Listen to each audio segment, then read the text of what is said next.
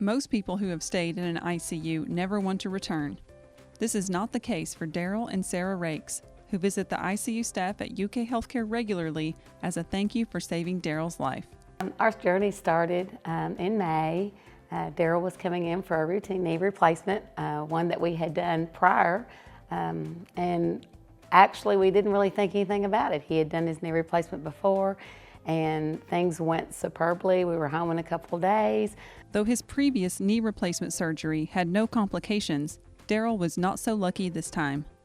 So he had a reaction, to the best of our knowledge, to an anesthetic agent, one he'd been exposed to before during his previous knee surgery and had no issues with. And this time, after surgery, his oxygen levels began to drop. He started having some bleeding from his lungs and wound up in the ICU, on the ventilator, in respiratory failure, paralyzed and critically ill, although his knee surgery went beautifully.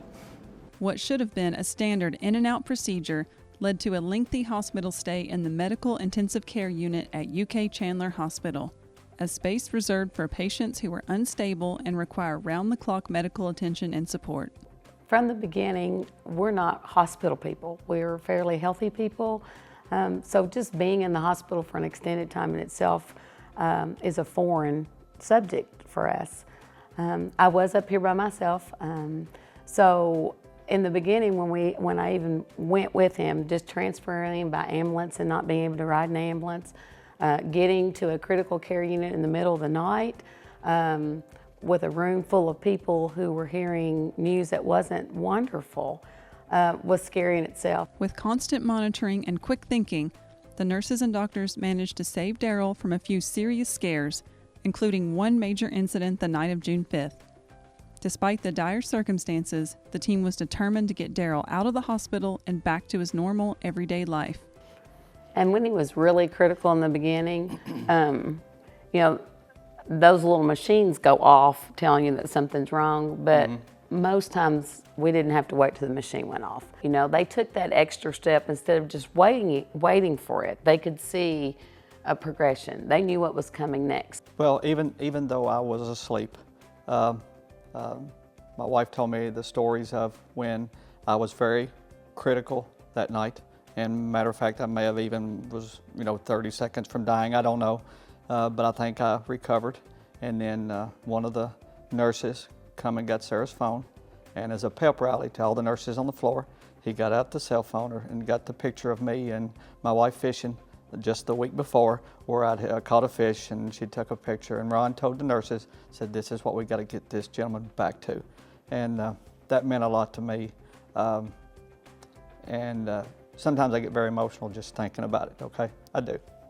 The Rakes spent most of their summer in the hospital, missing their 28th wedding anniversary and Sarah's 50th birthday. The critical care staff went out of their way to decorate their room for both occasions and making every attempt to give Darrell a bit of normalcy. And, I asked for a little more after the ice. I said, "Can you put a little watermelon juice in the water just to give it a little flavor?" So probably, I don't know, a couple, 3 hours later, here comes the male nurse and brings in 2 or 3 little pieces of watermelon. And he takes one and puts it to my lips, and I couldn't eat it naturally, but I could suck the juice out of it. So yes, that was a great feeling just to be able to suck the juice from the watermelon. And come to find out, a nurse had brought it for her lunch. So then later on the week, she brought back more. She brought back more watermelon. Liked the watermelon. Yeah. Dr. Montgomery, who continues to see Darrell for checkups in the Critical Care Survivors Clinic at UK, says the 52-year-old engineer is lucky to be alive and doing so well. Darrell, by all accounts, should not have survived this. He had multiple episodes where he had profuse bleeding from his lungs that we had a lot of difficulty stopping. There were several instances where he had heart rates in the 200s, and thanks to Darrell's exceptionally good health prior to his hospitalization and critical illness, he survived. And he had an entire team of people in the ICU who helped get us through all of the intricacies of his illness. On June 5th, I almost died, that night. And so every morning when I get up, which is, you can see the scar, right there. Every morning I see that scar to know that I had a trach, okay? To know that I was very sick. So it's a reminder every morning when I take a shower. And I've got a second chance at life. God's given me a second chance, so we're going to make the best of it. Since his release, Darrell has already met several of his goals, including catching a fish and walking a 5K in his hometown of Lebanon. But he has one other big goal he's working on next. One of the things I've done in the past years is on my birthday, I'd always stand on my head. And I never post anything on Facebook or social media, but I always post a picture of me standing on my head just to say, yes, I'm another year older, I can still stand on my head, life's good, okay? And one of my goals between now and January the 4th, which is my birthday, is at some point in there I'm going to try to stand on my head and get my sons to take a picture. These days, a trip to Lexington means a stop at UK Healthcare to give thanks to the team that worked tirelessly to save his life.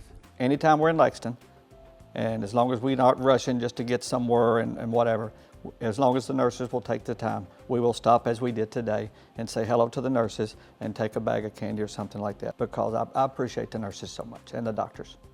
Dr. Montgomery will always be a part of my life, always.